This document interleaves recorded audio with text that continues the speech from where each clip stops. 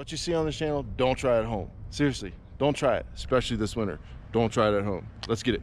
What's up, YouTube? Now that that's covered, we can get to part 2 of my series on installing Starlink internet satellite system on top of your house using the Volcano mount. I was instructed by a couple people who have way more experience than me that I need to get back up there and seal where I drilled into the house. Now, I must thank Steve Potts, Dale Premo, and a gentleman named Jim who have, like I said, way more experience than me in doing this, who led me to some conclusions of what I need to do and brought me to some products that I wanted to share with you, as well as the process of sealing up my house to make sure it stays waterproof. With that, let's walk through some of the products that I'm using in order to not only seal around where I drilled into the house, but what I'm going to do to attach the cable to the top of the house so that I no longer have to put screws in there, thus creating more points of entry. But what are those products? First and foremost, I was recommended by some of those fellows to get OSI Quad. Now, I got this just from Lowe's. It has a application temperature of 20 degrees, so that means I can put it right on the house because it's about 30.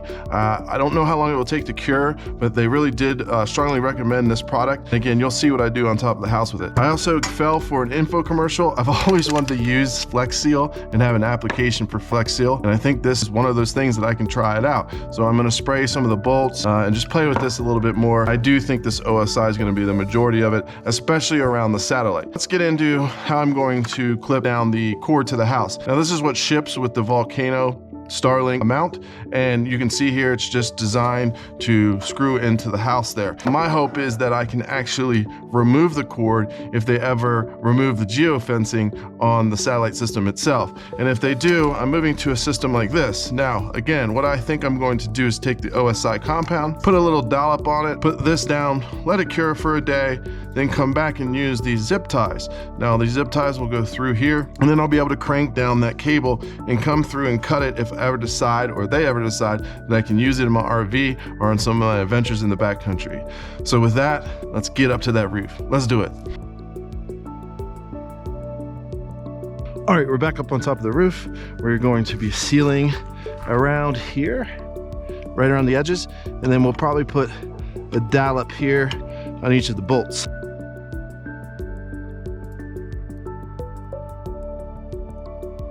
Make sure you get a good bit on there.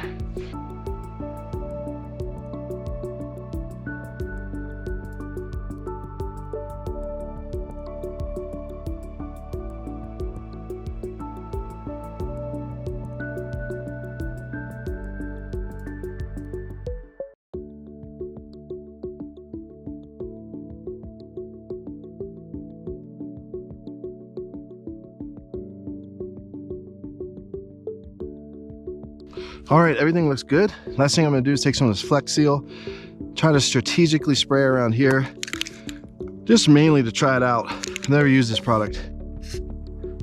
Interesting. Wow, so it creates, looks like a little membrane. I don't wanna get it all over the buttons here, but I figured I'd try to seal that a little bit so it doesn't go down in. Let's go around the other side and do the rest.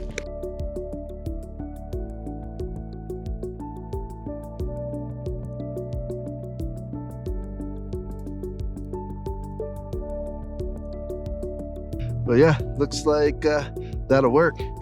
Come back up here and check on it. All right, one last check. That's gonna take a minute to bond to the roof. The rest of it looks goopy and good. I'm pretty happy with the way it's covered. I think that'll be waterproof. So that's it. Hopefully I don't have to come back up here any more times in order to lock this down, and then we'll be done with the install.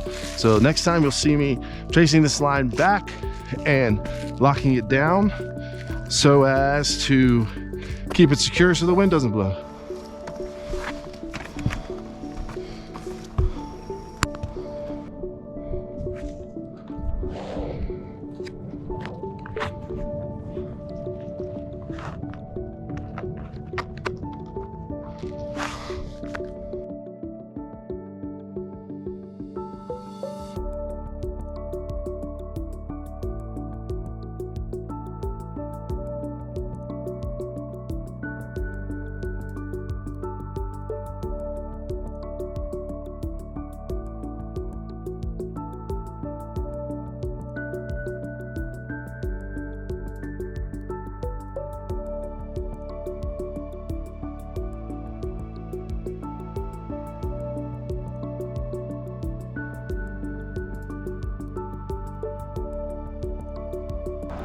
All right, that's it. All I gotta do is tie it down, use those zip ties. I may or may not show that, but overall, last part of the install. This is Hill Phantom. Hope you like it. Hope you subscribe.